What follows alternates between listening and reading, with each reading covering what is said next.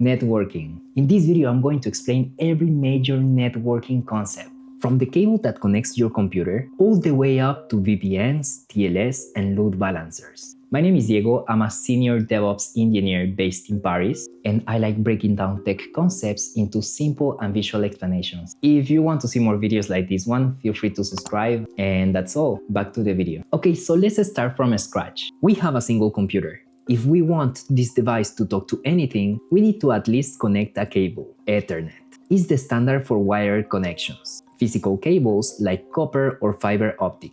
Wi-Fi. It does the same thing by sending data through the air. Same concept, but different medium to carry the data. Let's pick a cable for now. So now that we have our cable, let's connect a second device. Even though they are already connected, there is a problem here. Neither of them knows who is on the other side. MAC address. Every network device is born with a unique hardware identifier.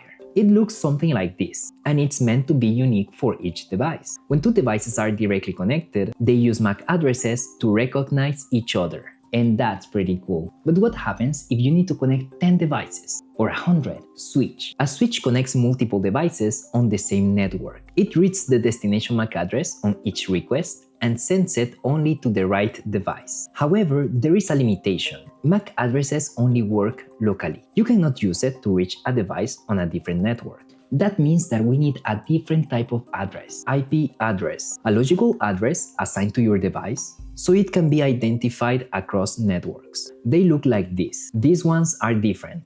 They can change. To get an IP address, you have two options. One, you can assign it manually to your device. You go into your network settings and type it yourself. That's called a static IP address. Or two, you can use DHCP, Dynamic Host Configuration Protocol. When your device joins a network, DHCP assigns an IP automatically, avoiding the manual setup. Now that our device has an IP address, it can communicate with hundreds, even thousands of devices across different networks. And networks can be really big, but also really small. Subnet. A subnet defines the size of your local network. It tells your device how big or small the network is. So now our device is ready to explore the outside world. But how can it do it? Router. A router connects different networks together. It looks at the destination IP and decides where to forward the data next. It is the exit door of your local network. But a network can have multiple routers connected to it, so your device needs to know which one to use. That's our default gateway. It's basically our device saying, I have no idea where this packet needs to go. I will just send it to my default gateway and let it figure it out. But now that the router has that packet, how does it know where to send it? Routes. A route is a rule that tells the router where to forward traffic based on the destination. You can set this manually. That's called static routing. You tell the router to reach this network, use this path. For two small networks, static routing works fine. But imagine dozens of networks inside a company. That gets complex. OSPF. It is a routing protocol that allows routers inside the same organization to talk to each other, to find the best paths automatically. But what about the internet? Millions of networks run by different companies. BGP, Border Gateway Protocol. BGP is the routing protocol that large companies like internet service providers use to exchange routing information with each other. It's basically the protocol that makes the internet. So, static routing for small setups, OSPF for larger internal networks in a single company, and BGP for companies to companies. This is basically how the internet is made. A lot of companies talking to a lot of companies. Now we have a full network, devices connected locally, routers forwarding traffic, and routing protocols making sure everything is reachable. Let's test it. We can send a simple ping.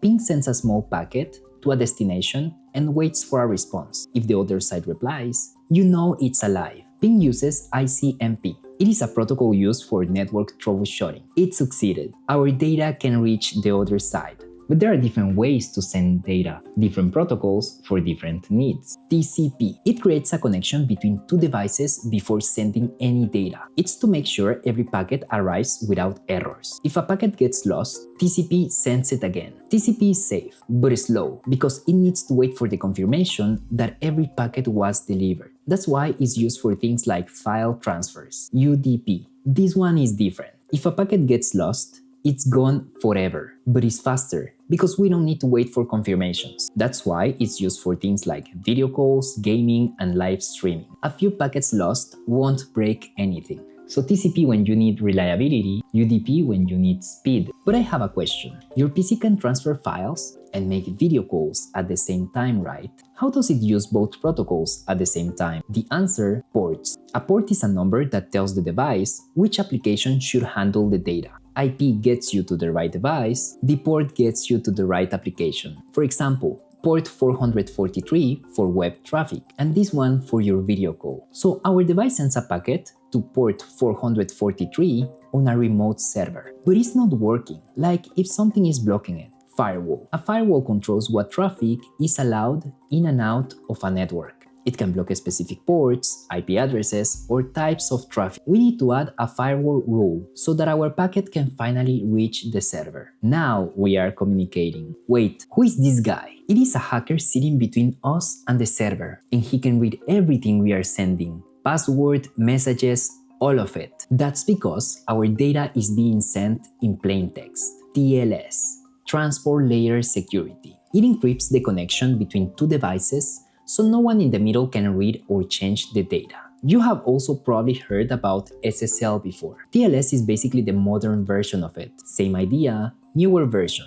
So TLS protects one connection, like our browser talking to that server. But what if you want to protect everything? Every connection from our network to this other one, VPN, Virtual Private Network. It creates an encrypted tunnel between your device or network and another one. The traffic you send through the tunnel, it's protected, so no one in the middle can see what you are sending or receiving. So far, we have been using IP addresses to reach other devices. But when you open your browser, you don't type an IP address to visit a website. You type a name, something like google.com, DNS, Domain Name System. It translates domain names into IP addresses, so you don't have to memorize something like this. Okay, so now we have TCP to send the data, TLS to encrypt the data. Now we are just missing the data. HTTP. It's the way our browser uses to request and receive web traffic, like web pages, for example. Give me this page. Here it is. And if you combine HTTP with TLS, you get HTTPS. Now our device can finally use that server. This other device too, this one as well,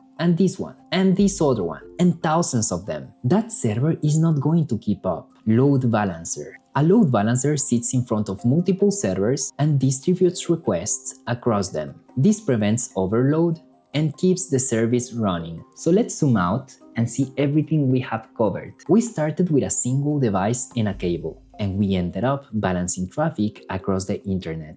That's networking. Every concept builds on top of another one. Every concept has its own role. A good rule for learning something is to always ask yourself, why do I need this? And what problem does it solve? If this video helped you to understand networking better, give me some feedback in the comments. I will appreciate it. Thanks for watching and see you in the next one.